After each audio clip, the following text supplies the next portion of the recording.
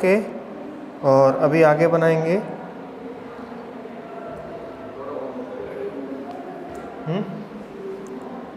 अब यहाँ से आप इस प्रकार से बना सकते हैं, बस इसको सीधा ही बना दीजिए, ठीक है। और यहाँ थोड़ा सा छोटा कर दें एरिया, इस एरिया को छोटा कर दें ऐसे करके।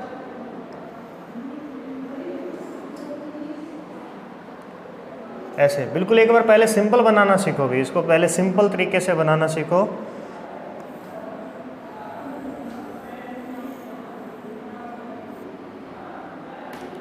ये हो गया हमारे पास में इस प्रकार से। जब इस तरीके से आप बना लोगे ना कि कौन सा क्षेत्र कहाँ पर है, तब जाकर के हम इसको अच्छे तरीके से समझ पाएंगे।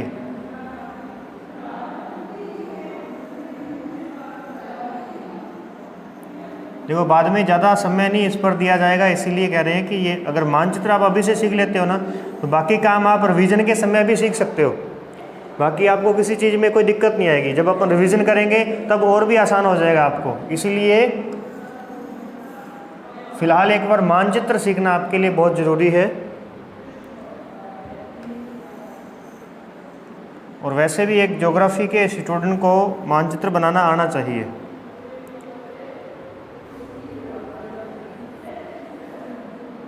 तो ये इस प्रकार से मानचित्र बनकर के तैयार है। अब आप इसको थोड़ा अच्छे तरीके से कलाकारी करते रहें। इस पर भी अपने मोबाइल में सर्च कर लिया करें विषय का मानचित्र। अगर नहीं बनाना आता मोहित तो उसको क्या है कि सर्च करके सामने रख लो और उसको देख देख के ये 1 बाय 1 बना लो। एक महाद्वीप बनाओ, फिर दूसरा बनाओ, फिर तीसरा बनाओ। उसकी प्रैक्टिस करो, ठीक है। बार बार प्रैक्टिस करो इस प्रकार से, फिर आप धीरे धीरे ऐसे बनाना सीख जाओगे। ये हमारे पास में जो है ना दक्षिण अमेरिका, वो कुछ इस प्रकार से बनेगा। तो इस प्रकार हम इसको बनाना सीखेंगे। तो चलिए देखें जल्दी से। फिर हमने यहाँ तक की बात की थी एशिया, हमने महाद्वीपों को अलग कर रहे थे। यूरोप,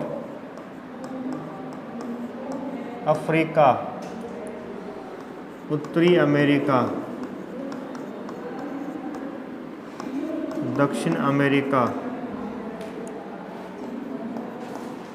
अंटार्कटिका, ठीक है, और ऑस्ट्रेलिया।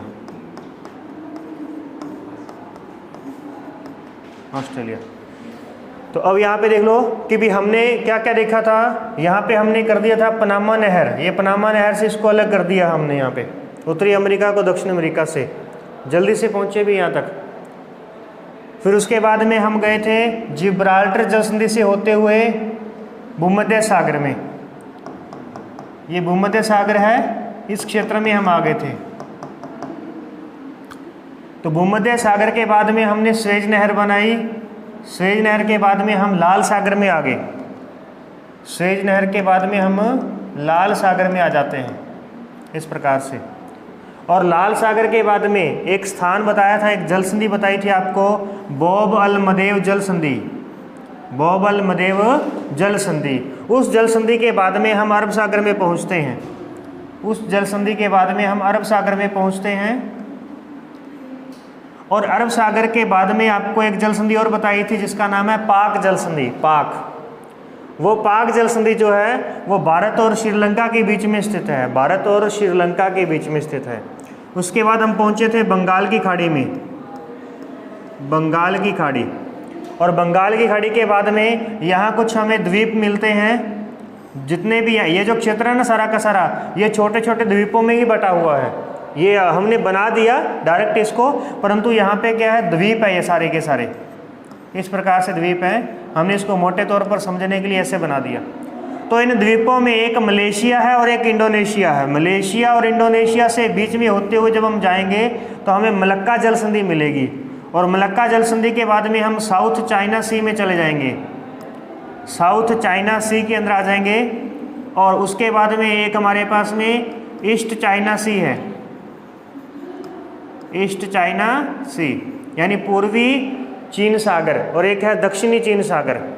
और यहाँ से होते हुए हम वापस कहाँ पहुँच गए थे, प्रशांत महासागर में आ गए थे। इतनी बातें हमने की है। अफ्रीका महाद्वीप पूर्ण रूप से अलग हो चुका है, क्योंकि इसके अंदर क्या है, ऊपर से जिब्राल्टर जल संधि ने अलग कर दिया, भूमध्य सागर, स्वेज नहर और लाल सागर, इसने क्या कर दिया, इसको अलग बना दिया। पनामा नहर ने इसको अलग कर दिया, ऊपर वाला अलग हो गया। उत्तरी अमेरिका को अलग करने के लिए एक पोर्शन हमें और देखना है जिसका नाम है डेविस जल संधि। डेविस जल संधि भी, तो ये डेविस जल संधि जो है किसको अलग करती है? ये ग्रीनलैंड को अलग करेगी। ग्रीनलैंड को किससे अलग करेगी? उत्तरी अमेरिका से अलग करेगी। तो एक नई जल संधि है, इसके बारे में लिख लेना जल्दी से। नई जल संधि है, नीचे हेडिंग लगा के आप मतलब पॉइंट लगा करके कि डेविस जल संधि, उसमें आप लिखोगे उत्तरी अमेरिका माइनस ग्रीनलैंड, उत्तरी अमेरिका माइनस ग्रीनलैंड, और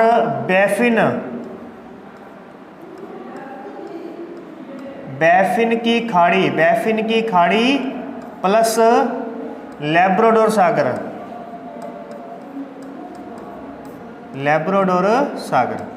यानी बैफिन की खाड़ी को लैब्राडोर सागर से जोड़ेगी डेविस जल संधि, और अलग करेगी किसको? ग्रीनलैंड को उत्तरी अमेरिका से अलग करेगी।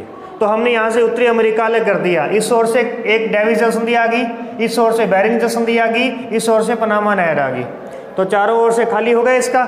यहाँ पे पनामा नहर आते ही ये ऑलरेडी चारों तरफ से अलग हो गया। यहाँ पर ये तीनों जल संधि आते ही ये भी क्या हो गया? अलग हो गया। ऑस्ट्रेलिया की बात करें तो ऑस्ट्रेलिया को अलग करने के लिए हमारे पास में एक आएगी टॉरस जल संधि। टॉरस जल संधि, टॉरस जल संधि। यदि हम इसकी बात करें तो इसमें आप माइनस में क्या लिखोगे? तो टॉरस जल संधि माइनस करती है किसको? Papua New Guinea, Papua New Guinea, यानी Australia minus Papua New Guinea. कौन? टॉरस जल संधि। और जोड़ेगी किसको? जोड़ते हैं आराफुरा सागर को, आराफुरा सागर, प्लस में क्या आ जाएगा हमारे पास में? कोरल सागर, ठीक है। इन सब के बारे में हम आगे चलकर एक बाय वन भी देखेंगे, परंतु आप फिलहाल मोटे तौर पर रखो कि हमें विश्व के अंदर मुख्य तौर पर कौन कौन सी जल संधियों के नाम याद रखने हैं और वो किस किस को अलग करती है। ये हो गया। तो इस प्रकार से ऑस्ट्रेलिया भी अलग हो जाता है। अब आता है मेन जो हमारे पास में मुद्दा है, वो है यूरेशिया का। यूरेशिया जो कि यूरोप और एशिया है। अब यूरोप और एशिया को अलग करना है हमें, तो उसमें देखिए जरा किस प्रकार से हम अलग कर पाएंगे। तो सबसे पहले तो यहाँ पर देखिए कि इस क्षेत्र में यहाँ पर एक पर्वतमाला है जिसका नाम है यूराल पर्वतमाला। सबसे पहले आएगा यूराल पर्वतमाला, यूराल पर्वत। यूराल पर्वत के बाद में एक इसी से एक नदी निकलती है जिसका नाम है यूराल नदी, और वह यूराल नदी जो है वो आगे आकर के कैस्पियन सागर में गिरती है। कैस्पियन सागर, यानी दूसरा हमारे पास में क्या हुआ? कैस्पियन सागर हुआ। कैस्पियन सागर हो गया। कैस्पियन सागर के बाद में एक और पर्वतमाला है, और उसके बाद में एक और सागर है जिसका नाम है काला सागर। काला सागर, ब्लैक सी, काला सागर। और फिर इधर देखेंगे हम कि जो हमारे पास में बीच में जो एक पर्वतमाला थी उसका नाम क्या है? उसका नाम है अभी कॉकेशस पर्वतमाला। कॉकेशस, ये जो है हमारे पास में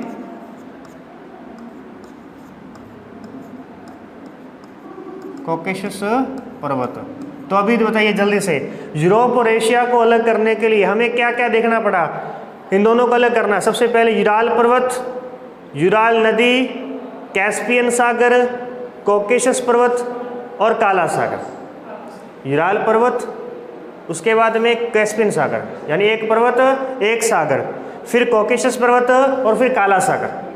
समझे? इस प्रकार से हमारे पास में ये चार मुख्य बिंदु हैं जो कि एशिया को यूरोप से अलग करते हैं। बाकी इसके बारीक बिंदु जो होंगे वो हम इसको जब प्रॉपर तरीके से यूरोप को देखेंगे तो वहाँ हम इससे बात करेंगे। यहाँ तक की बात हुई।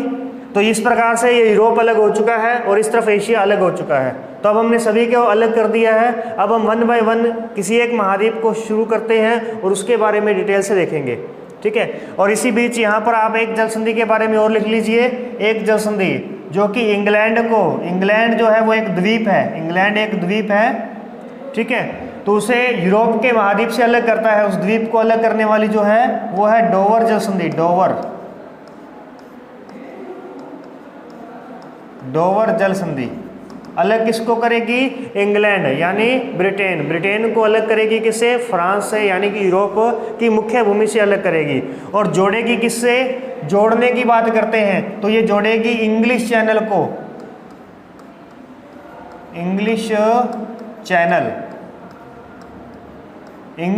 को उत्तरी सागर से जोड़ती है। उत्तरी सागर। अब ये कुछ चीज़ें ऐसी हैं जिनके नाम आपको पता लगने चाहिए कि उत्तरी सागर हमने कहाँ पे पढ़ा था। तो हमने ब्रिटेन के पास में पढ़ा था। इंग्लिश चैनल हमने कहाँ पढ़ा था? ब्रिटेन के पास में पढ़ा था। तो ये सब चीज़ें आगे चलकर हमारे काम आएंगी, क्योंकि हम जब हमने हालांकि मत्स्य का टॉपिक देख लिया है, तो मत्स्य के टॉपिक के अंदर मैंने आपको बताया था कि जो डोगर बैंक जो कि मत्स्य पालन का सबसे बड़ा केंद्र है, वो उत्तरी सागर में स्थित है। और ऐसे ही एक ग्रांड बैंक जो कि न्यू फाउंडलैंड के तट पर स्थित है। Grand bank. और यहाँ पर क्या है? लैब्राडोर से ठंडी जलधारा आती है, नीचे से गल्फ स्ट्रीम गर्म जलधारा आती है और आपस में टकराती हैं, जहाँ पे सबसे अधिक मत्स्य पालन का केंद्र विकसित होता है। तो हमने पशुपालन और मत्स्य के बारे में देख चुके हैं। तो अभी हमें जो आगे देखना है वो कृषि के बारे में रहेगा। इसीलिए उससे पहले हमें कुछ भूमि देखनी होगी कि कृषि होती कहाँ पे है और किस क्षेत्र में कृषि होती है। फिर उसी प्रकार से हम बता पाएंगे कि कौन सा देश सर्वाधिक कपास उत्पादन करेगा, कौन सा देश गेहूं उत्पादन करेगा। ये सब बातें हम बाद में देख पाएंगे। चलिए, तो अब हम एक करके महाद्वीप की बात करते हैं। तो महाद्वीपों के नाम आपको पता चल चुके हैं और इसी के साथ आपने देख लिया कि कौन सा महाद्वीप कहाँ पर है। मानचित्र बनाना इसी प्रकार से सीखिए और इसको बना करके प्रैक्टिस कीजिए जितनी अधिक हो सके। तो शुरुआत करते हैं। हमें बात करनी है मैपिंग की। तो मैपिंग,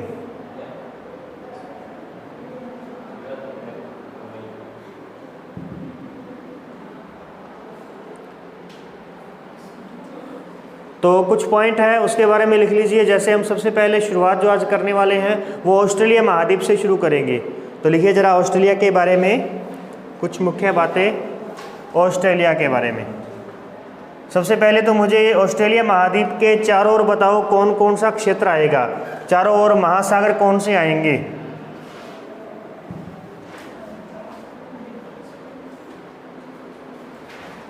इसके चारों ओर जो हमने चर्चा की, आपके पास में विश्व का मानचित्र है। उस मानचित्र के आधार पर आप बता सकते हो कि इसके पूर्व में क्या है, पश्चिम में क्या है, उत्तर में क्या है और दक्षिण में क्या है। तो बताएं जरा, इसके पूर्व में क्या रहेगा? ऑस्ट्रेलिया के पूर्व में है प्रशांत महासागर। पूर्व में क्या है? प्रशांत महासागर। पश्चिम में है कौन सा? हिंद महासागर है। पूर्व में प्रशांत और पश्चिम में हिंद महासागर है। ठीक है, तो देखिए हमारा ये टॉपिक चल रहा था और हमने इसके अंदर विश्व मानचित्र बनाया और उसके बारे में हमने अध्ययन किया था। और नेक्स्ट हम आगे बढ़ते हैं तो ऑस्ट्रेलिया के बारे में देखेंगे। ये ऑस्ट्रेलिया हमारे पास में आ चुका है। इस ऑस्ट्रेलिया की जब हम बात करते हैं तो यहाँ पर आप ध्यान रखिएगा कि ऑस्ट्रेलिया का जो संयुक्त रूप से हम नाम लेते हैं वो है ओशेनिया।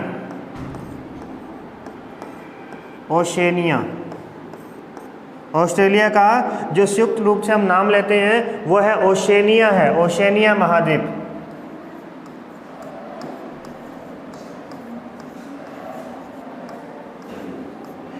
ओशेनिया है। ओशेनिया में कौन कौन आ जाता है? अभी ओशेनिया में कौन कौन आता है? तो देखिए जरा, ओशेनिया में यदि हम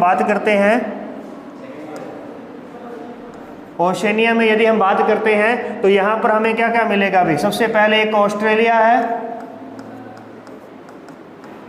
ऑस्ट्रेलिया, इसमें टोटल 22 देश आते हैं, 22 देश ऑस्ट्रेलिया है। दूसरा है न्यूजीलैंड। उसके बाद हम देखते हैं तो इसमें है एक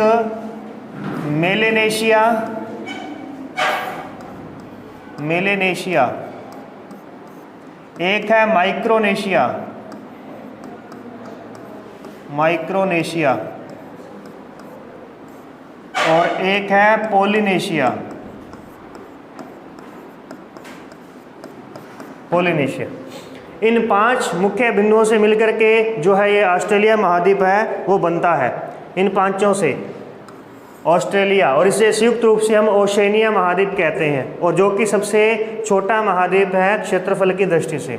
यदि हम ऑस्ट्रेलिया की बात करें तो यह है भारत से दुगना है, भारत से इसका क्षेत्रफल जो है वो कितना है, 2 गुना है, यानी इसके सामने 2 भारत हैं, तब जाकर के ये अकेला ऑस्ट्रेलिया बनता है। तो लगभग, और इस प्रकार से ये छठा सबसे बड़ा देश बनता है विश्व के अंदर। अगर बात करें तो भारत 7वां बड़ा देश है, तो ऑस्ट्रेलिया जो है वो छठा सबसे बड़ा देश आता है। फिर हम देखते हैं, तो यहाँ पर हम बात करते हैं सबसे पहले कि इसके पूर्व में हमने क्या देखा, प्रशांत महासागर। पूर्व के अंदर क्या है, प्रशांत महासागर है, इस तरफ हो गया प्रशांत महासागर। प्रशांत महासागर का जो क्षेत्र है यहाँ पे उसका नाम है कोरल सागर है, कोरल सागर, यहाँ पे कोरल सागर है।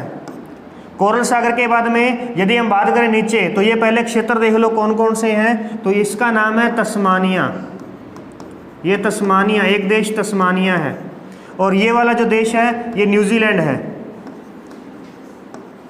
न्यूजीलैंड। न्यूजीलैंड जो है ये उत्तरी और दक्षिणी द्वीप के अंदर बटा हुआ है। न्यूजीलैंड उत्तरी और दक्षिणी द्वीप, 2 द्वीप हैं इसमें, एक नॉर्थ आइसलैंड है और एक साउथ है, ठीक है। इस प्रकार से ये तस्मानिया देश हो गया, ये मुख्य रूप से ऑस्ट्रेलिया देश हो गया। फिर यहाँ पे देखते हैं तो ये पापुआ देश है, अभी पापुआ, पापुआ न्यू गिनी, न्यू गिनी। जबकि गिनी जो देश है, गिनी देश अफ्रीका महाद्वीप के अंदर स्थित है, गिनी देश अफ्रीका में आएगा, और पापुआ न्यू गिनी यहाँ पर है। अब यहाँ पर देखिए इन दोनों के बीच यहाँ पे लाइन खींची हुई है, दोनों का कलर अलग है, इसका मतलब ये कलर इनके साथ मैच करता है, और ये है इंडोनेशिया। और इंडोनेशिया जो है वो एशिया महाद्वीप में आते हैं, इंडोनेशिया एशिया महाद्वीप में आते हैं। अब यहाँ पर देखें तो ऑस्ट्रेलिया महाद्वीप को द्वीपीय महाद्वीप कहा जाता है, द्वीपीय महाद्वीप, यानी इसके जितने भी देश हैं ना सारे द्वीपों में बटे हुए हैं, अलग अलग द्वीपों पर है, इसलिए हम इसे द्वीपीय महाद्वीप कहेंगे, यानी द्वीपों का महाद्वीप कहलाएगा यहाँ पे। और इसमें सबसे बड़ा देश कौन सा आया, बड़ा देश, तो सबसे बड़ा देश ऑस्ट्रेलिया है, सबसे बड़ा देश ऑस्ट्रेलिया है, ऑस्ट्रेलिया। जबकि सबसे छोटा देश जो है, छोटा देश वो है नोरू, छोटा देश जो है इस महाद्वीप का वह है नोरू, नोरू देश है अभी। बड़ा देश ऑस्ट्रेलिया, छोटा देश नोरू है। फिर हमने देखा कि क्षेत्रफल में बारे में हमने देखा। फिर ये जो पापुआ न्यू गिनी है ये एक देश है, इसी के साथ में यहाँ पर कुछ और देश हैं जिसमें हम बात करें तो न्यू कैलिडोनिया, कैलिडोनिया, ठीक है। और ये जो देश आते हैं ना इसमें 3 भागों में बांटा गया है। यहाँ पे इसमें बहुत ही छोटे छोटे द्वीप हैं, यहाँ पे अलग अलग द्वीप हैं, उनको 3 भागों में बांटा गया है। वो कौन कौन से हैं, एक मेलेनेशिया है, एक माइक्रोनेशिया है और एक पोलिनेशिया है। तो ये जो हमारा देश आएगा न्यू कैलिडोनिया, ये पोलिनेशिया के अंदर आता है, पोलिनेशिया में। माइक्रोनेशिया से और एक यहाँ पे पोलिनेशिया से एक देश का नाम है जिसका नाम है तवालू। और पिछले बार अभी जो हमारे एग्ज़ाम हुआ था ग्राम विकास अधिकारी का, तो उसमें एक नाम दिया गया था, उसमें आप देखना फन्नाफुट्टी, जो मेन एग्ज़ाम हुआ था ना, मेन एग्ज़ाम उसका, उसमें लिखा था फन्नाफुट्टी। तो ये क्या है, ये इसी तवालू देश पर स्थित एक फन्नाफुट्टी झील है, एक छोटा द्वीप है, इसी तवालू देश का ही एक क्या है, द्वीप है। तो ये प्रश्न यानी कि यहाँ से आया था, और एक किसमें था, ये पोलिनेशिया में था। ऐसे ही माइक्रोनेशिया की बात करें तो माइक्रोनेशिया के अंदर भी बहुत से देश आ जाते हैं, और मेलेनेशिया में नोरू आता है। नोरू जो है वो किस में आता है, नोरू, ये मेलेनेशिया में आता है। चलिए आगे बढ़ते हैं। तो हमने इसके पहले द्वीपों के बारे में देखा, अब हम इसके भौतिक आवरण की बात कर लेते हैं। तो इसके हमने यहाँ कोरल सागर है, ऑस्ट्रेलिया और न्यूजीलैंड के बीच में तस्मान सागर है, यहाँ पे तस्मान सागर, तस्मान सागर। फिर नीचे वाली बात करते हैं। तो ये जो क्षेत्र है नीचे वाला, इसे कहते हैं great Australian bight, great Australian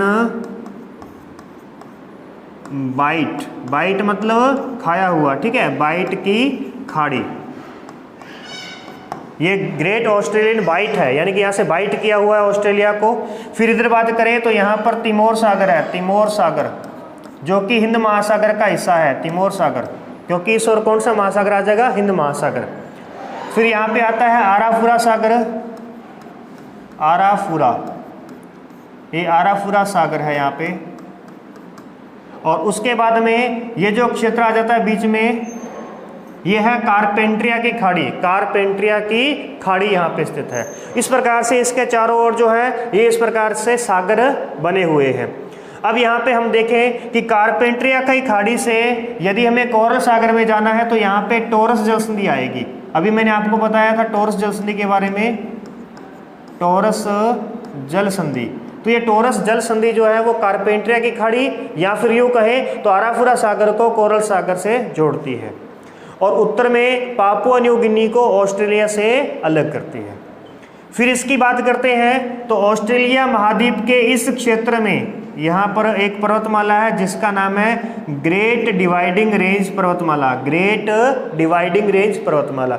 ये ऊंची भूमि है और जो इसका पश्चिमी हिस्सा है यहाँ पर 5 मरुस्थल हैं और 5 मरुस्थलों से मिलकर के ये बनता है ग्रेट ऑस्ट्रेलियन डेजर्ट। ये वाला जो क्षेत्र है ये कहलाता है ग्रेट ऑस्ट्रेलियन डेजर्ट।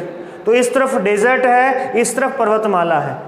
अब इस वजह से क्या होता है, दोनों ही तरफ से जब हवाएं आती हैं, बादल आते हैं, तो इसके बीच वाले निम्न भूमि को बरसात नहीं मिलती, वर्षा की प्राप्ति नहीं होती। इसीलिए इस महाद्वीप को प्यासी भूमि का देश कहा जाता है, इसे प्यासी भूमि का देश कहते हैं, प्यासी भूमि का देश कहा जाता है। तो पूर्व में क्या है इसके, ग्रेट डिवाइडिंग रेंज पर्वतमाला है। इसमें जो भी शब्द आएगा ग्रेट शब्द से आएगा, ग्रेट डिवाइडिंग रेंज पर्वतमाला, great Australian bight, great Australian desert, ठीक है। और यहाँ पर आएगी बीच में निम्न भूमि। अब ये जो निम्न भूमि है ना बीच वाली, ये इतनी अधिक निम्न है कि जो यहाँ पे आयर झील है, एक झील है इसकी सबसे बड़ी झील आयर झील, आयर झील -12 मीटर, कहने का मतलब क्या हुआ कि यह समुद्र तल से भी 12 मीटर गहरी है। समुद्र तल से जो बाहर ये महासागर का तल है ना, जहाँ पे पानी है, उस पानी से भी यह 12 मीटर गहरी है उस तल से। तो इसीलिए ये अपनी प्यास कैसे बुझाता है, ये ऑस्ट्रेलिया ने क्या किया कि अपने यहाँ पर बहुत गहरे गहरे पाताल तोड़ कुएं बनाए, यहाँ पे पाताल तोड़ कुएं बनाए। अब वो कुएं खोदने की वजह से क्या हुआ कि जो बाहर सी लेवल ऊंचा है तो उसका क्या है, रिसाव तो होता ही है, नीचे पानी होता है, तो पानी नीचे से अपने आप बहुत ही तेज गति से ऊपर आता है। यहाँ पे बाग नीचे है, या आप यूँ कह लो कि आपने क्या किया, एक टब के अंदर पानी लिया और उसमें कोई बर्तन वगैरह या अपन कटोरी वगैरह रख दी, अब कटोरी के अंदर छेद कर दिया तो सीधी सी बात है कि उसमें से पानी ऊपर आएगा। सेम वही सिचुएशन यहाँ पर होती है। तो इस जो क्षेत्र, ये जो कुएं होते हैं, पाताल तोड़ कुएं होते हैं, इसे आर्टिजन बेसिन कहा जाता है। पाताल तोड़ कुएं, पाताल तोड़ कुएं, इसे हम क्या कहते हैं, सत्रुप्त कूप कहा जाता है, जिसे हम इंग्लिश में बात करें तो आर्टिजन कहते हैं, आर्टिजन। तो इसे कहेंगे ग्रेट आर्टिजन बेसिन। ये क्षेत्र आ जाता है आर्टिजन बेसिन, जो निम्न भूमि का क्षेत्र है। और नीचे वाला जो क्षेत्र है यहाँ पर कृषि योग्य भूमि है। इस महाद्वीप में कृषि योग्य भूमि केवल और केवल कितनी है, 4% भूमि जो है वो कृषि योग्य है, 4% भूमि कृषि योग्य है। तो इसका मतलब यहाँ से फिर किस चीज़ के बारे में, ये किसका निर्यात करेगा, तो ये इसका जो ये पश्चिमी हिस्सा है ग्रेट ऑस्ट्रेलियन डेजर्ट, इस डेजर्ट के अंदर क्या है कि बहुत से नीचे खनिज तत्व पाए जाते हैं। इस क्षेत्र में खनिज तत्व पाए जाते हैं, ये पठारी हिस्सा बन चुका है। तो यहाँ पर है एक काल गुरली और कुलगाड़ी, काल गुरली और कुलगाड़ी एक स्थान है जहाँ पर सोने की खानें हैं। अभी ध्यान रखना, प्रसिद्ध सोने की खानें कहाँ पर है, काल गुरली और कुलगाड़ी, काल गुरली और कुलगाड़ी, ये ऑस्ट्रेलिया की सोने की प्रसिद्ध सोने की खानें हैं, यहाँ पर और जो कि डेजर्ट के अंदर स्थित है। फिर और इसके अलावा यहाँ पर क्या देखेंगे हम, तो इसके बाद में हम देखेंगे कि यह यूरेनियम का उत्पादन करता है, यूरेनियम उत्पादन करता है अभी, यूरेनियम विश्व में यूरेनियम उत्पादन करने में कजाकिस्तान सबसे पहले नंबर पर कजाकिस्तान है, दूसरे नंबर पर कनाडा है और तीसरे नंबर पर ऑस्ट्रेलिया का नाम आता है यूरेनियम उत्पादन के अंदर। और तीसरी बात देखिए यहाँ पे, इसके अलावा यह महाद्वीप क्या करता है, इस महाद्वीप में क्या किया जाता है, तो यहाँ पे भेड़ पालन सर्वाधिक किया जाता है, भेड़ पालन। देखिए 2 देश ऐसे हैं जो प्राथमिक कार्य करते हुए भी विकसित है। हालांकि जितने भी देश प्राथमिक क्रियाकलाप करते हैं ना, वो सभी के सभी देश विकासशील या फिर अविकसित होते हैं, क्योंकि प्राथमिक क्रियाकलाप के अंदर आखेट करना, शिकार करना, पेट पालना, ये किसकी निशानी है, तो ये अविकसित देशों की निशानी है। जैसे बुशमैन है, दक्षिण अफ्रीका की बात करें, अफ्रीका के जितने भी देश हैं वो सभी या तो आखेट करते हैं या लकड़ियाँ काटते हैं या फिर उनसे देखेंगे तो स्थानांतरित कृषि करते हैं, जिसे हम जूमिंग कृषि कहते हैं, तो वो देश करते हैं। इसलिए वो देश अविकसित, या फिर जैसे भारत है, ये कृषि करता है, ये भी प्राथमिक व्यवसाय है, खनन कार्य करता है, प्राथमिक व्यवसाय है, तो ये क्या है, विकासशील देश है। परंतु जितने भी विकसित देश होते हैं ना, वे तीसरे चरण के कार्य करते हैं, तीसरे चरण के, ध्यान रखना भी, तृतीय क्रियाकलाप जो भी करता है वो विकसित देश होता है। तृतीय क्रियाकलाप में क्या आता है, परिवहन है, सेवाएं हैं, ठीक है। जितना अधिक हम सेवाएं पर जोर देते हैं, परिवहन पर जोर देते हैं, वो देश उतना ही विकसित होता है। और इसी प्रकार से 2 देश ऐसे हैं जो कि प्राथमिक कार्य करते हुए भी विकसित अर्थव्यवस्था वाले देश कहलाते हैं, जिसमें एक आता है न्यूजीलैंड और एक आता है कनाडा, न्यूजीलैंड और कनाडा। कनाडा में वनों की कटाई की जाती है और उनसे कागज़ निर्माण किया जाता है, वो बहुत ही आगे है इस मामले में, तो इस वजह से वो प्राथमिक व्यवसाय पर निर्भर होते हुए भी वो विकसित देश है। और ऐसे ही न्यूजीलैंड, यहाँ पे क्या किया जाता है, भेड़ पालन। ऑस्ट्रेलिया और न्यूजीलैंड में भेड़ पालन किया जाता है। यहाँ मेरिनो नाम की, मेरिनो भेड़ का मेरिनो नस्ल है, मेरिनो, जो कि विश्व में सर्वाधिक ऊन उत्पादन करने वाली नस्ल है। तो मेरिनो भेड़ की जो नस्ल है यह सर्वाधिक ऊन उत्पादन करती है, और इस प्रकार से ऑस्ट्रेलिया जो है विश्व की 1/3 ऊन उत्पादन करता है।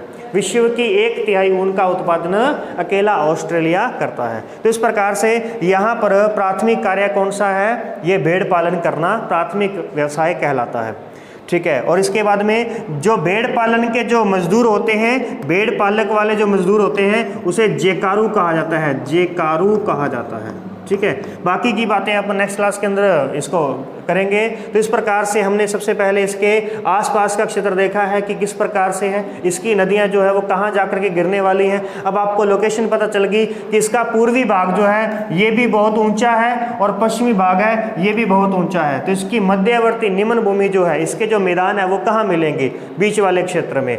और यहाँ पर बरसात नहीं होगी तो फिर हम यहाँ पे सिंचाई कैसे करेंगे, तो यहाँ सिंचाई या तो इधर से आने वाली नदियों से होगी और या फिर इसके अंदर बनाए गए उत्सतृप्त कूपों द्वारा होगी। और यही पर प्रश्न हमारा बन जाएगा एक छोटा सा कि ग्रेट ऑस्ट्रेलियन जो आर्टिजन बेसिन है, ग्रेट आर्टिजन बेसिन जो है ये कहाँ स्थित है। आपका जो छोटा प्रश्न बनेगा ना वो यहाँ से सीधा यही निकलेगा, ठीक है। तो इस प्रकार से ये आपके प्रश्न हैं, ये अपने को देखने। ये जो मैपिंग अपन कर रहे हैं ये फर्स्ट ईयर से लेकर के 3rd ईयर तक के सभी के लिए इम्पोर्टेंट है, और जो इसके अलावा RS वगैरह की तैयारी कर रहे हैं उनको भी मानचित्र जो है अच्छी तरीके से रीड करना होता है। तो ठीक है, आज की क्लास में इतना ही, मिलते हैं नेक्स्ट क्लास के अंदर, ठीक।